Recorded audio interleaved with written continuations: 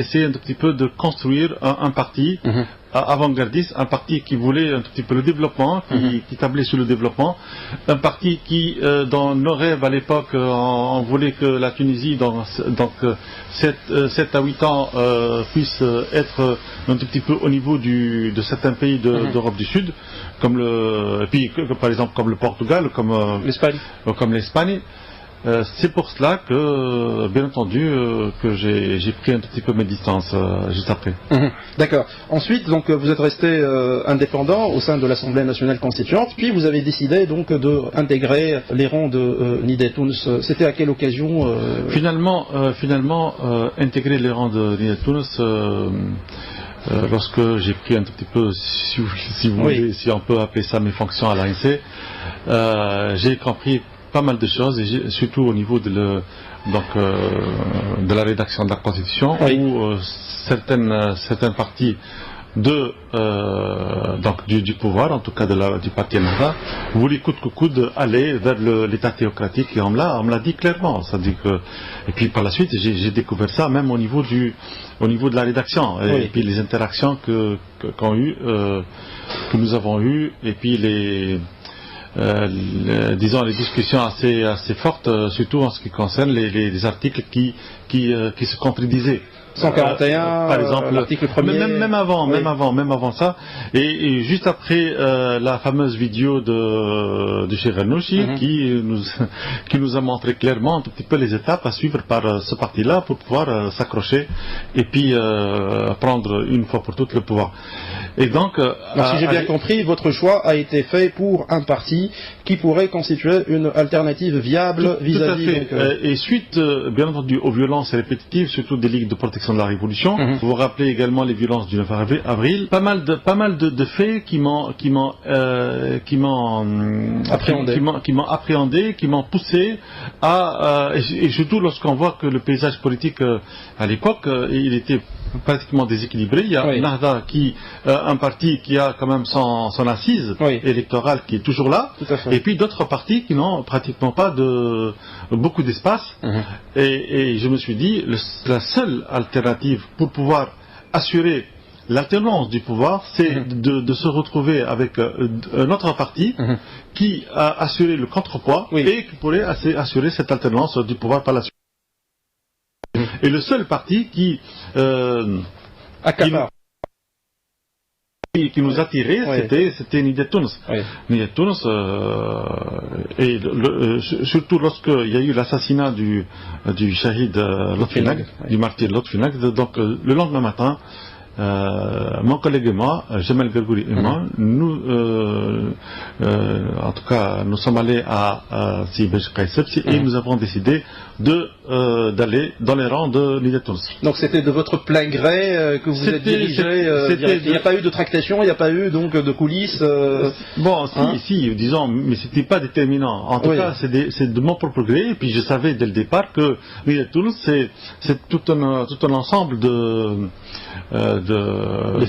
groupes, de familles qui pourraient même être divergentes, mais disons plus ou moins équilibrées à l'époque. En tout cas, je pensais que c'était ça. On arrivera donc à Nida Tounes, sur lequel on s'attellera davantage dans notre discussion.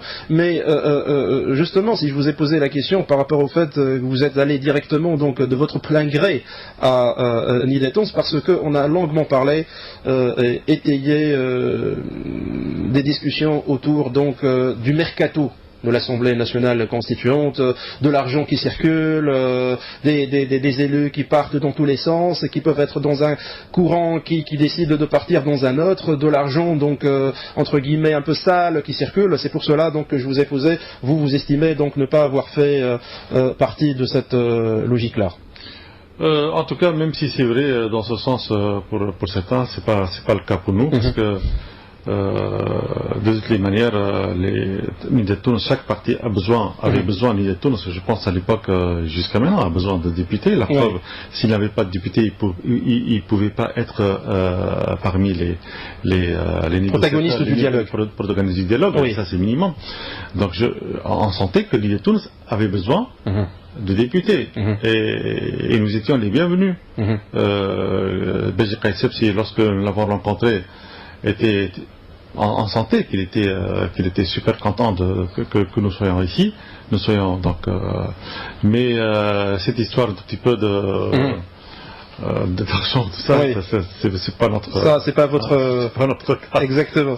C'est bien de le préciser d'ailleurs. Ouais. Donc, lorsque vous êtes arrivé à Nidé Tounes, on a longuement épilogué à propos de Nidé Tounes, selon lequel c'est un parti complètement hétéroclite, avec des familles politiques complètement divergentes. Il y a la gauche, il y a les RCDistes, il y a les Destouriens.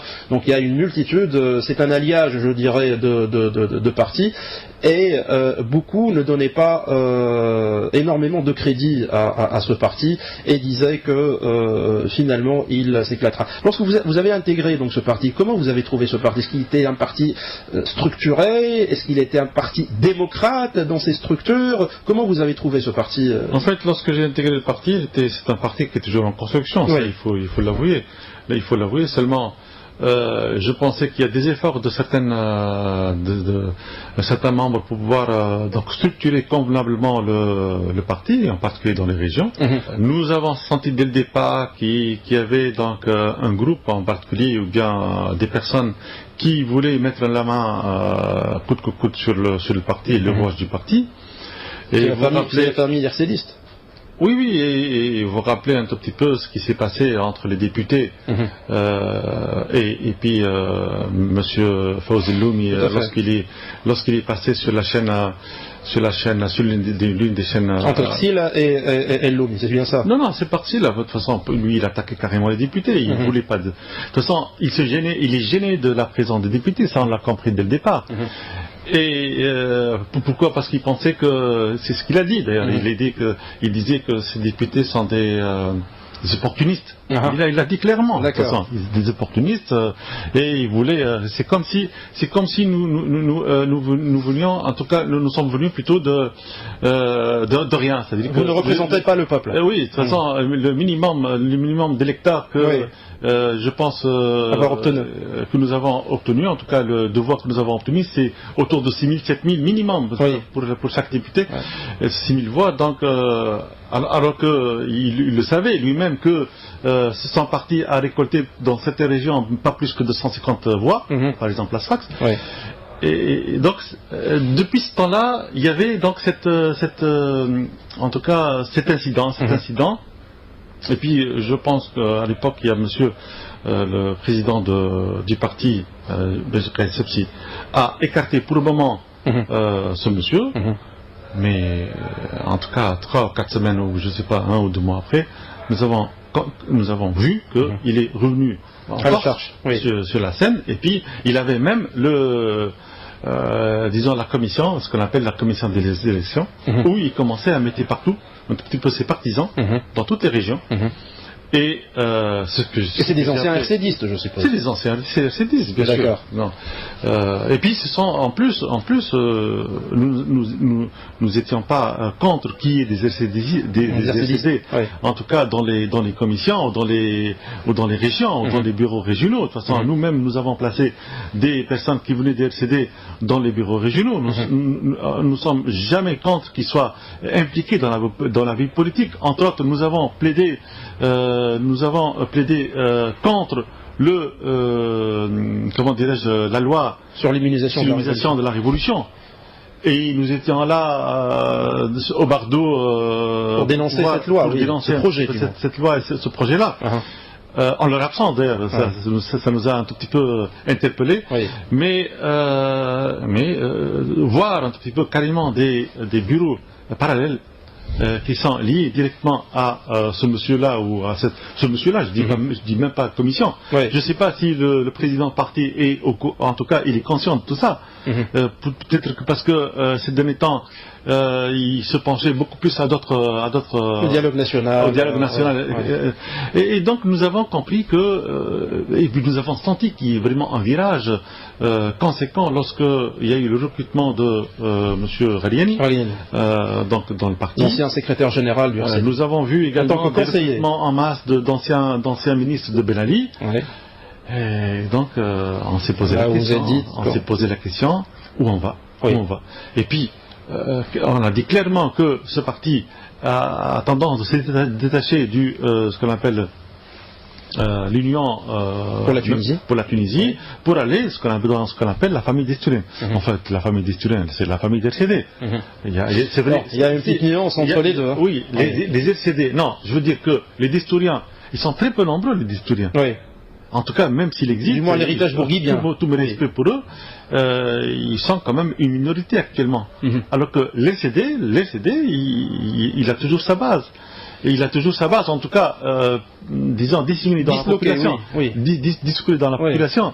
Mais faire revenir tout ce monde-là pour créer un nouveau parti dans le parti, ça, nous n'avons pas pu l'accepter. Mais on peut vous reprocher aussi, Monsieur Chokri Yariche, le fait que vous ayez quand même tenté d'accéder à un parti là où des RCDistes donc existent. Tout à fait. Dès le départ. C'est vrai qu'il y avait peut-être le souhait de voir les autres familles donc politiques essayer un peu d'étouffer ces RCDistes-là qui disposent de l'argent, il faut bien le dire, notamment donc le monsieur que vous avez cité, Fawzi El-Loumi, et dans ces considérations actuelles où l'argent coule à flot pour financer donc les partis politiques, on devait donc de continuer de composer avec ça. Mais moi je voudrais vous poser une petite question par rapport au fait, ne pensez-vous pas que le fait que Nahda soit du moins renoncer au projet de loi sur l'immunisation de la révolution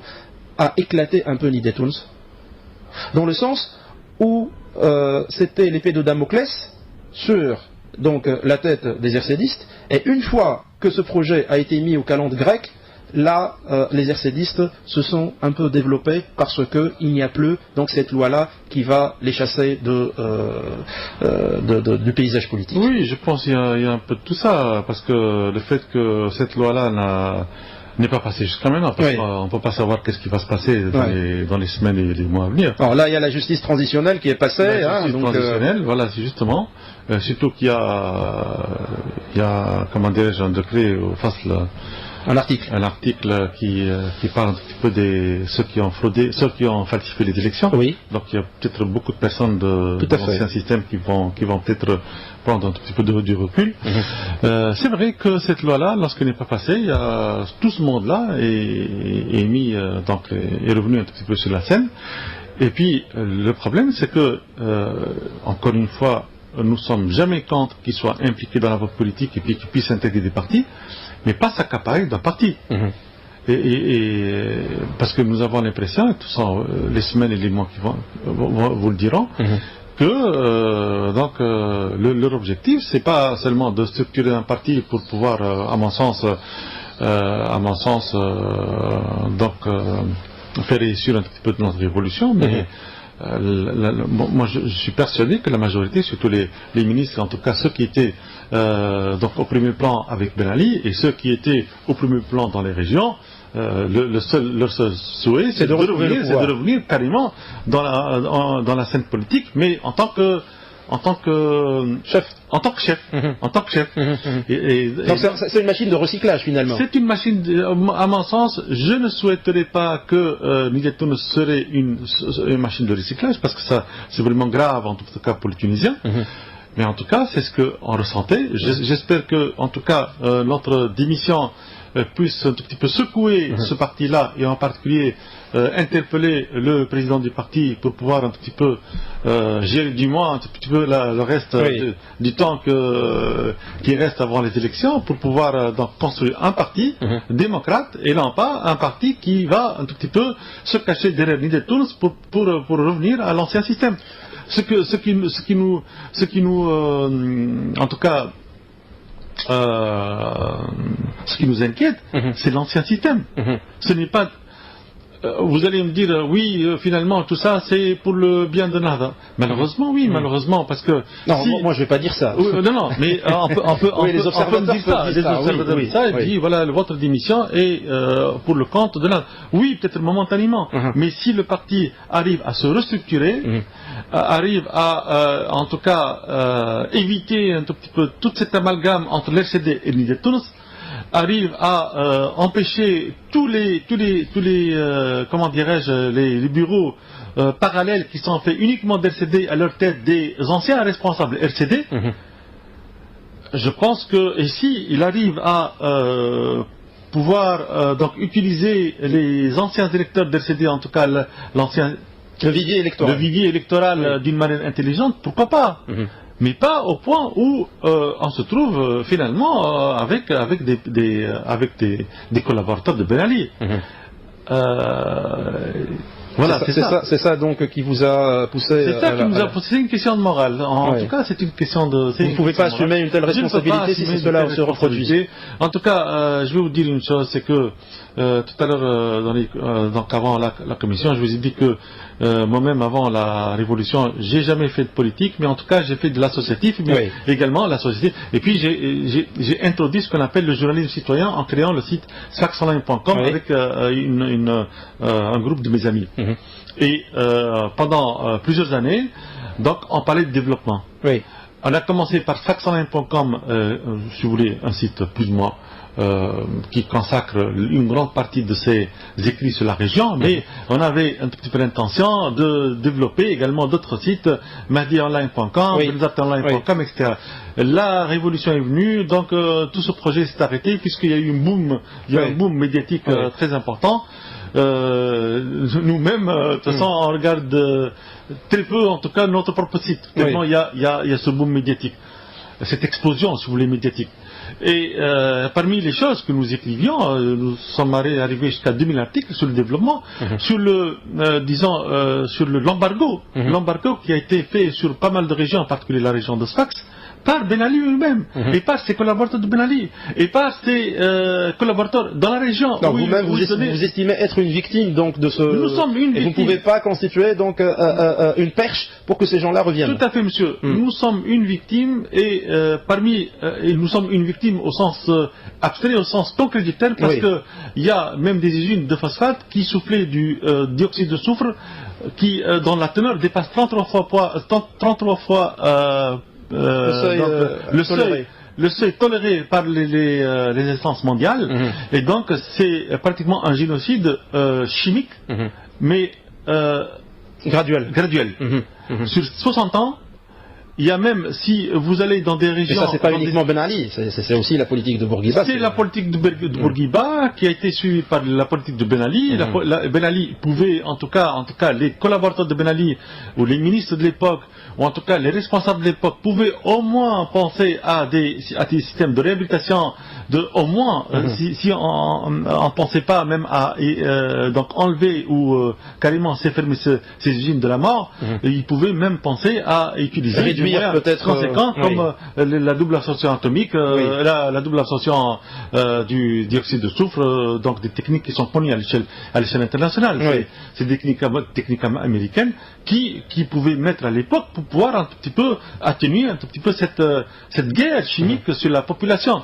Si vous allez dans la région, là où il y a les usines de la SIAP actuellement, vous pouvez voir même non seulement des maladies de la peau, des maladies cancérigènes, des maladies respiratoires, mais également des, comment dirais-je, carrément des malformations génétiques au niveau des bébés. Et ça, c'est vraiment catastrophique et personne n'en parle. Jusqu'à maintenant, personne n'en parle.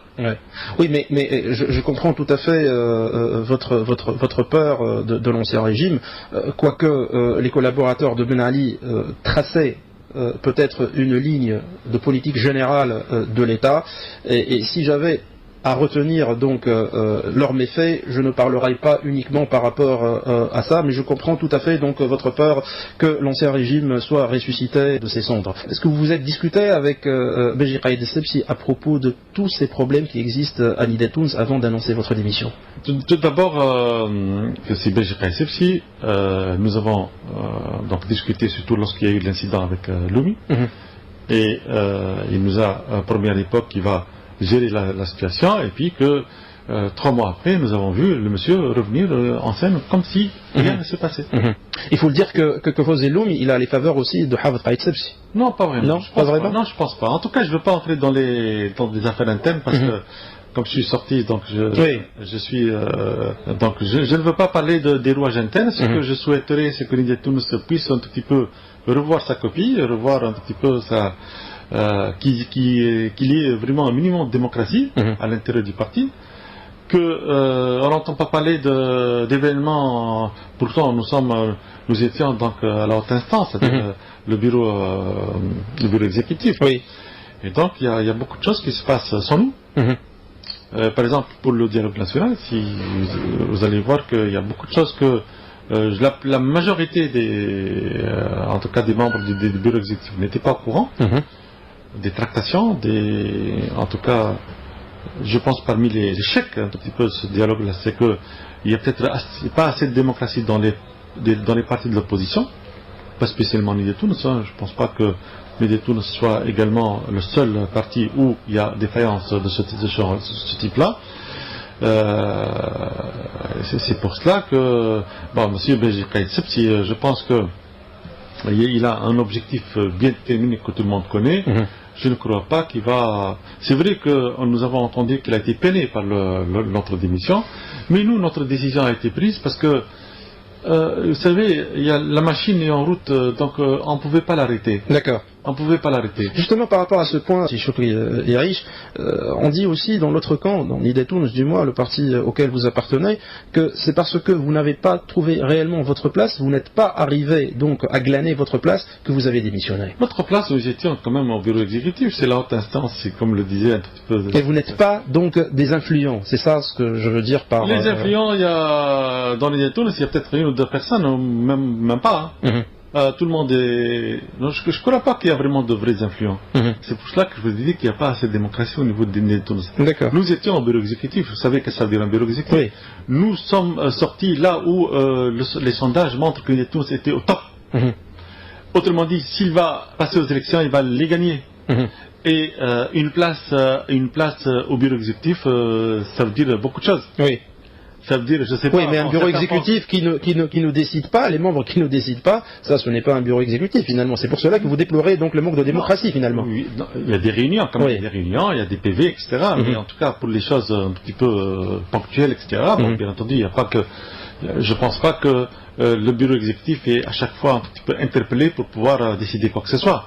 En tout cas, juste pour répondre à la question, c'est que nous sommes sortis au moment où Nidetoun était au maximum de à son apogée, sa popularité, si vous voulez dire. Oui. Donc, quelqu'un d'autre va penser deux fois pourquoi sortir. Et beaucoup de gens m'ont reproché pourquoi sortir puisque vous allez quand même prendre le pouvoir. Oui. Mais c'est pas le pouvoir qui m'intéresse. Moi, d'abord c'est la morale.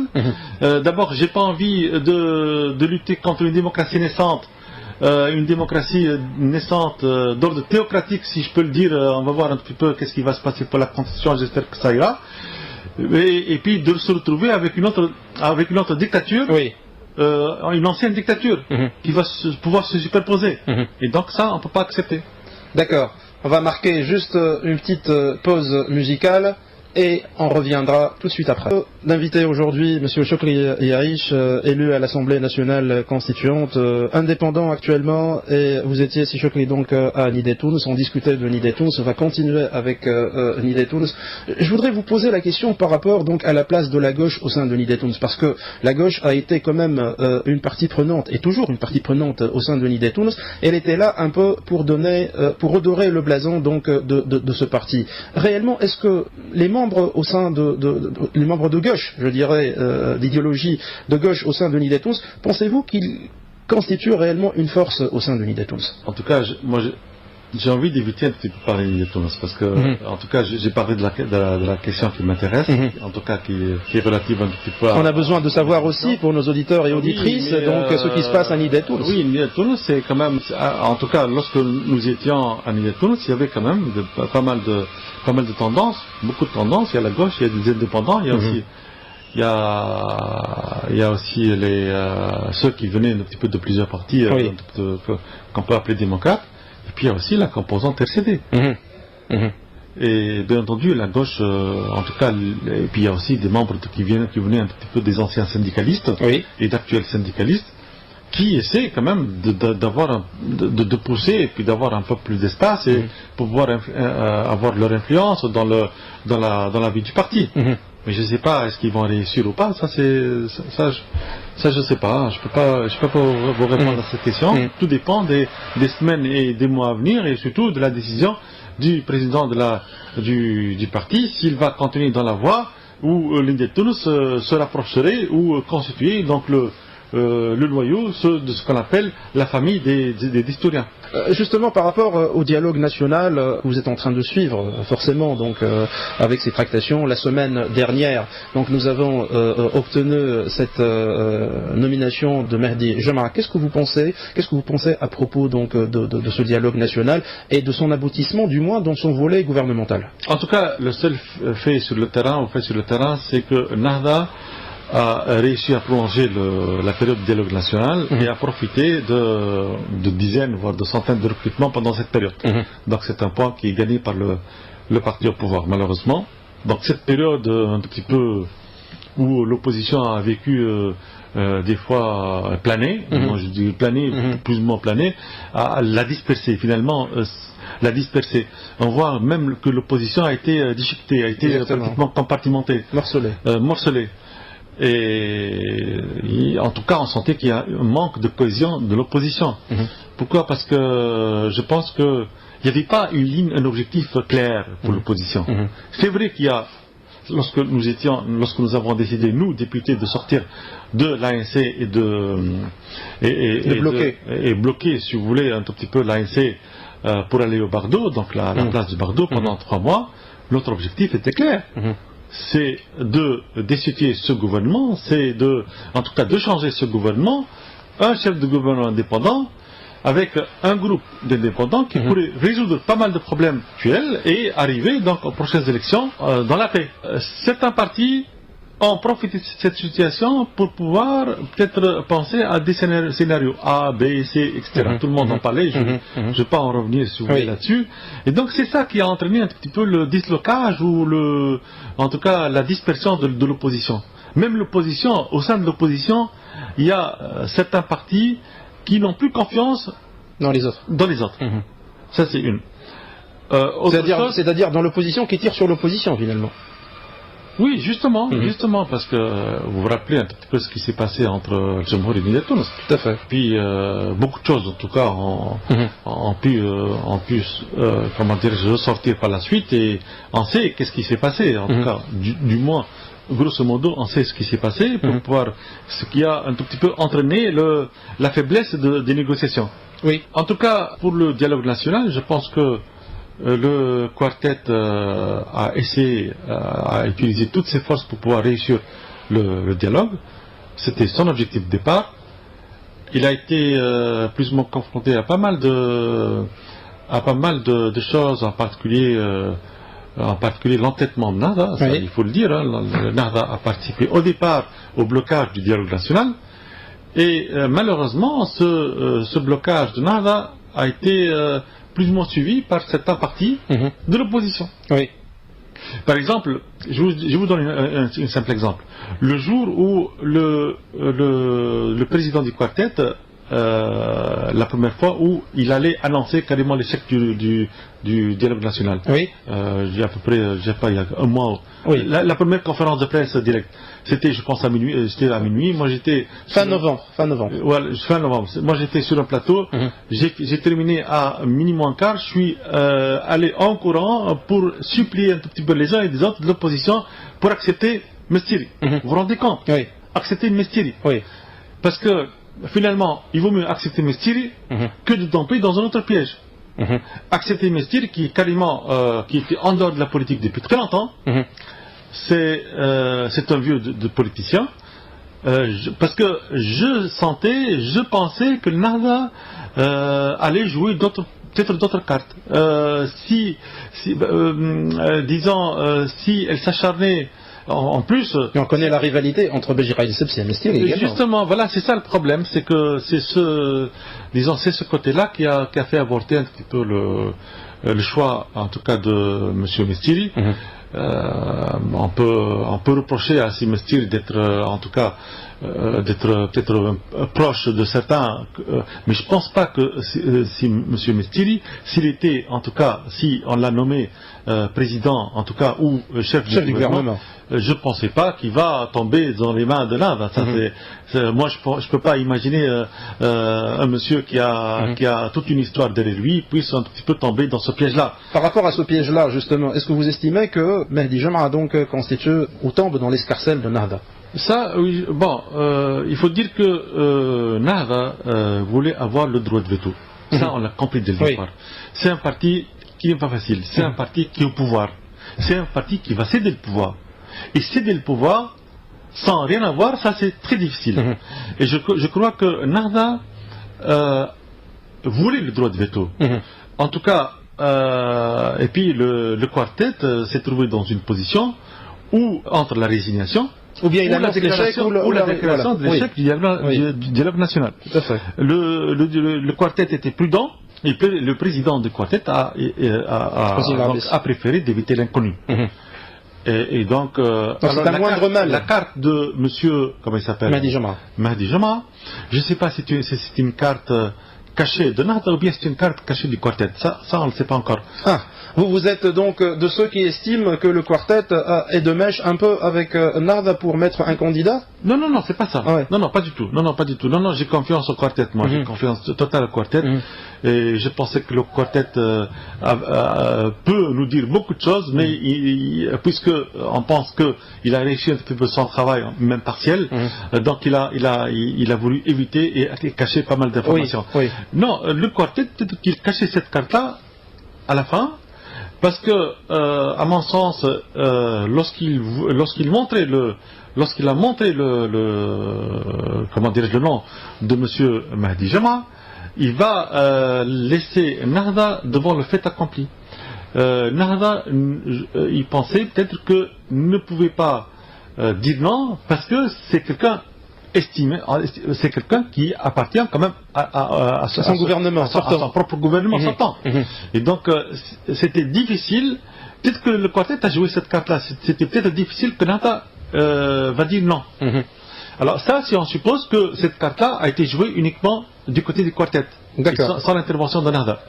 Alors, est-ce que Nahda a joué cette carte-là de dernière minute tout en soufflant par un intermédiaire inconnu au quartet qui, quand même une personne où on pourrait éventuellement dire oui? Ça, on ne sait pas encore.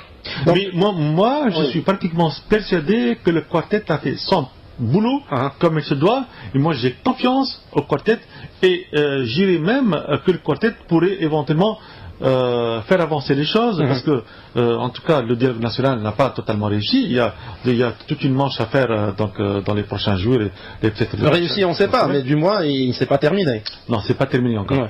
Exactement. Donc vous estimez de... Que pensez-vous réellement de Mahdi Jama? Est-ce que vous le connaissez? Est-ce que vous avez des échos par rapport à lui? Parce qu'actuellement, on ne sait pas. Certains disent qu'il est donc le candidat de Nahda. Vous, comme certains d'autres, disent que c'est le fruit de l'usure du quartet, et que le quartet n'a pas voulu finalement sortir après moult tractations de ce dialogue avec un échec, et c'est pour cela donc qu'il s'est rabattu sur Mahdi Jama. Concrètement, sa prestation au niveau du gouvernement, Ali Al-Araïev, en tant que personnalité publique, est-ce que vous avez des échos, Chokri Arish, par rapport à Mahdi Jama? Le problème, c'est que moi, je n'ai que des échos positifs jusqu'à maintenant. Mais le problème, c'est que Mahdi Jama est peut-être venu dans une période très difficile, et puis dans un gouvernement qui a échoué. Un gouvernement qui a tout fait pour, en tout cas, arriver à une situation dramatique où la Tunisie n'a jamais connu. Et donc, même s'il y a une bonne prestation d'un ministre, elle pourrait se cacher par la médiocrité de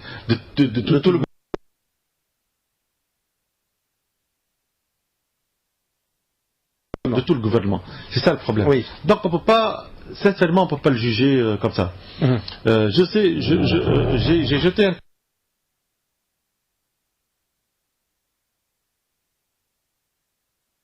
un coup d'œil sur son CV, donc il a quand même une certaine expérience dans certaines instances, même internationales. Et donc c'est peut-être un point positif pour lui. Et donc je pense que pour lui, s'il veut éventuellement réussir, c'est tout d'abord appliquer la feuille de route. Non seulement appliquer la feuille de route, c'est qu'il doit être politiquement assez mûr pour pouvoir rassembler tous les Tunisiens. Oui. Il faut que tout d'abord, avant de résoudre tous les problèmes de sécurité, d'économie, de finances, de la loi de finances, si vous voulez, on revient là-dessus. Oui. Le plus important, c'est qu'il puisse un petit peu passer un message positif à tous les Tunisiens. Pas spécialement ceux qui étaient au pouvoir. D'accord. Est-ce que vous allez lui accorder votre confiance dans le vote du gouvernement? Oui, à mon avis, oui. De toute façon, si on arrive à ce stade-là, j'espère qu'on arrive à ce stade-là. Maintenant, on n'a pas le choix. On ne peut plus faire marche arrière. Qu'est-ce qui reste? En tout cas, le quartet... Certains partis de l'opposition, je riche, ont dit, nous, on ne va pas lui accorder notre confiance au sein de l'Assemblée nationale constituante. Je parle de Jumhouri. Oui, mais vous allez voir que, en tout cas, Mehdi Jama, on ne va pas lui accorder une confiance pour sa propre personne. Oui. On va accorder une confiance pour le gouvernement qui va diriger.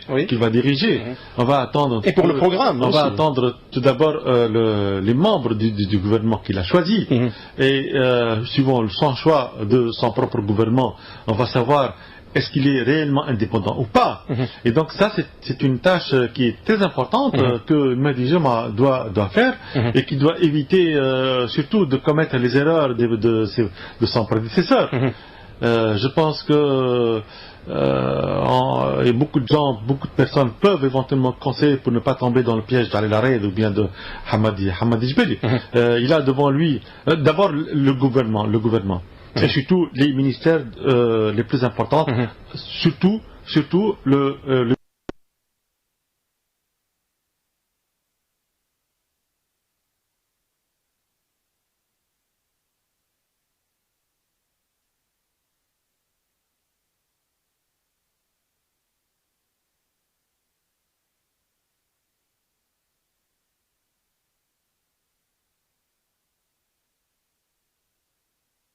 ministère de l'Intérieur et puis du ministère de la Justice. Oui.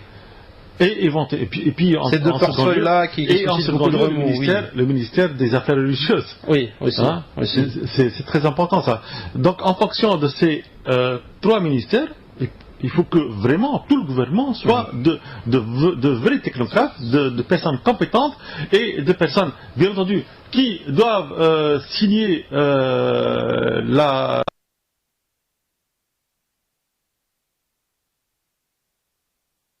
disons, leur accord pour qu'il ne participe pas aux prochaines élections, y compris lui-même. Et donc, en fonction de ça, là, on pourrait dire, on va décider si on va lui accorder notre confiance ou pas. Oui. Cheikh Yahi, je ne peux pas donc profiter, vous voir devant moi ici et ne pas profiter de votre expérience en tant que géologue, surtout que vous êtes donc un membre dans la commission de l'infrastructure et de l'environnement au sein de l'Assemblée nationale constituante. Mehdi Jama a aussi été ministre donc de l'industrie. Et dans ce volet-là, on a beaucoup épilogué à propos donc de l'extraction du gaz de schiste en Tunisie. Ça a soulevé pas mal de polémiques. Je pense même qu'il y a un flou total autour de la question des minerais donc en Tunisie. On ne connaît pas réellement le potentiel. Certains disent que la Tunisie a beaucoup de potentiel, comme c'est le cas en Algérie, comme c'est le cas donc en Libye. On a beaucoup aussi de potentiel de gisements miniers d'hydrocarbures, donc de pétrole et autres. Par rapport au gaz de schiste, vous qui êtes géologue, qu'est-ce que vous pensez à propos donc de son extraction, à propos donc de son utilisation? Juste, si ça vous dérange pas, juste avant de passer à ce sujet, j'ai envie de dire autre chose en ce qui concerne le quartet. Bien sûr. Parce que je pense que le quartet a compris une chose, c'est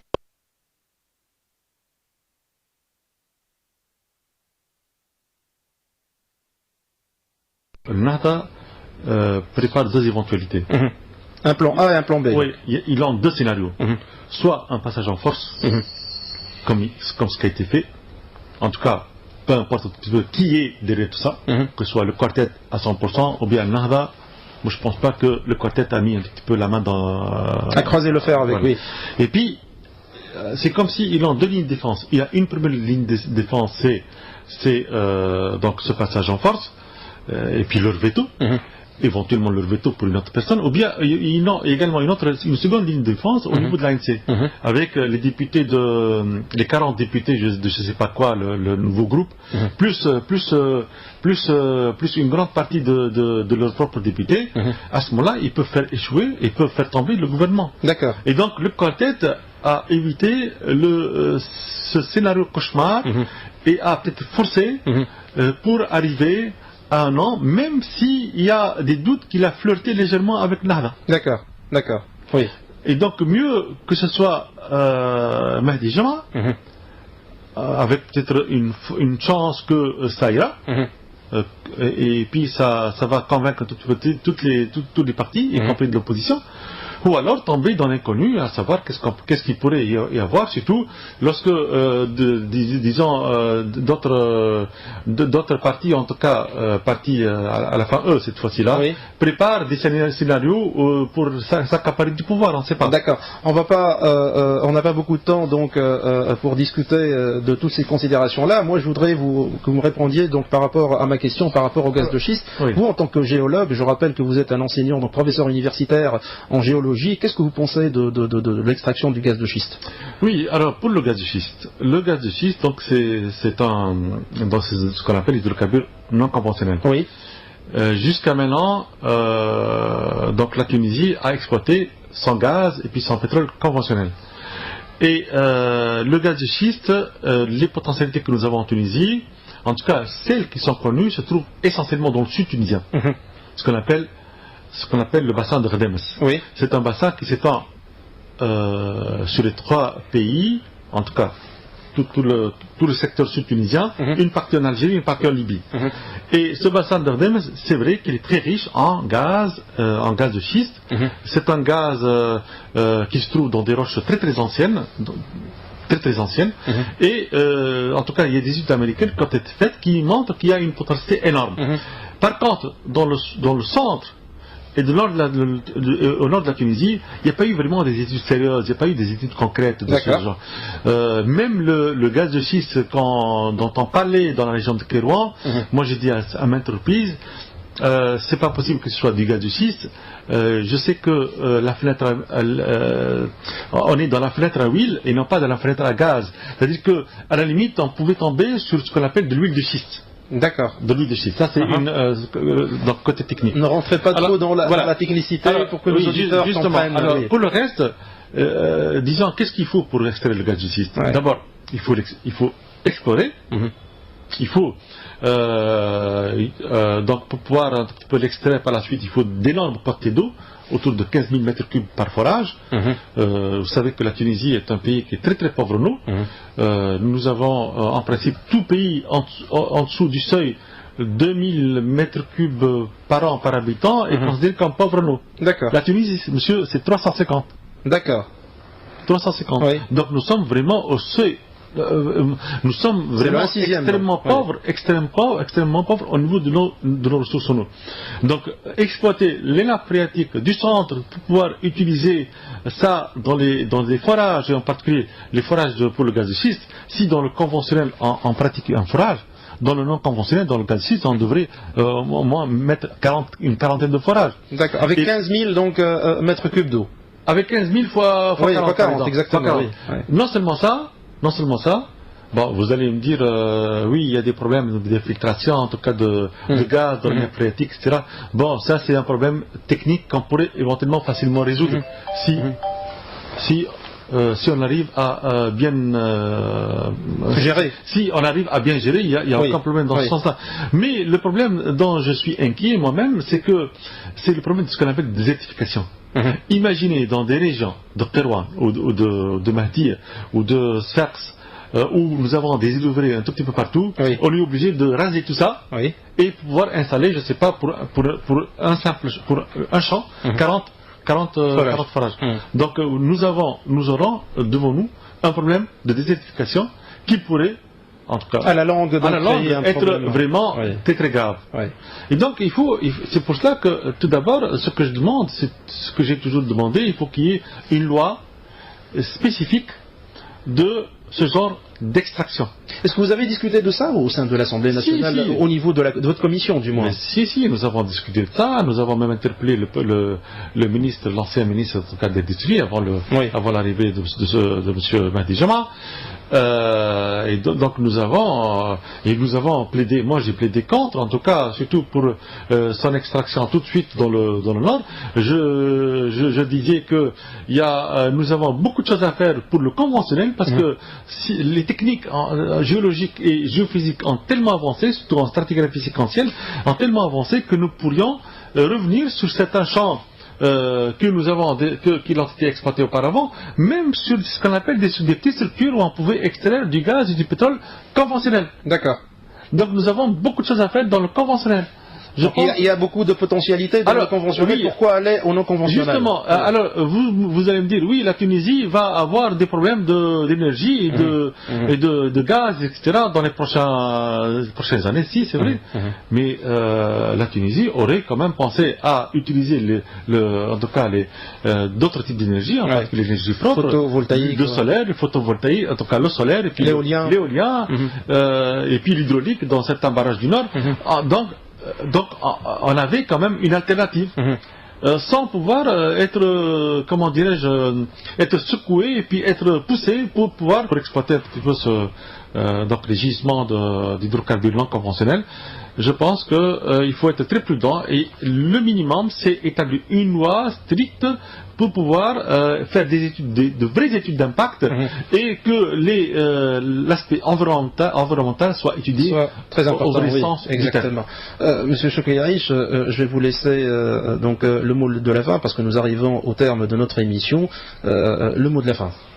Le mot de la fin, j'espère toute la réussite pour notre parti de Tunis. Je pense qu'ils vont essayer un petit peu de remédier. Je pense qu'actuellement, ils sont en train de revoir beaucoup de choses, surtout au niveau des structures dans les régions. Est-ce qu'on vous verra chez FR Tunis? Vous savez, maintenant, le paysage politique commence à se reconstituer. Nous avons Nahda à droite, Jabhat Chabi à gauche, la famille destourienne avec un noyau central qui pourrait être fait par le Riyad Tunis, et puis les autres partis démocrates, FR Tunis, Taharaf démocrati, Jumhouri, Massar, peut-être d'autres partis un tout petit peu démocrates qui pourraient éventuellement s'unir constituer une troisième voie, constituer un quatrième pôle. D'accord. Merci beaucoup, Si Chokri Yarish. Je rappelle que vous êtes élu à l'Assemblée nationale constituante. Actuellement, vous êtes indépendant après votre démission de Nidé Tunis et vous êtes donc dans deux commissions au sein de l'Assemblée nationale constituante, celle l'infrastructure et l'environnement pour la commission législative et celle relative aux collectivités locales s'agissant de celle constituante. Merci beaucoup d'avoir accepté notre invitation. À la prochaine, j'espère. Quant à nous, chers auditeurs et auditrices, on remettra notre rendez-vous comme d'accoutumé à la semaine prochaine. D'ici là, portez-vous bien et à la semaine prochaine. Au revoir. Nous rappelons à nos auditeurs que les propos tenus sur nos ondes expriment les opinions des personnes qui les prononcent et n'engagent en rien RTCI. Dans le vif du sujet, avec Enis Moraï.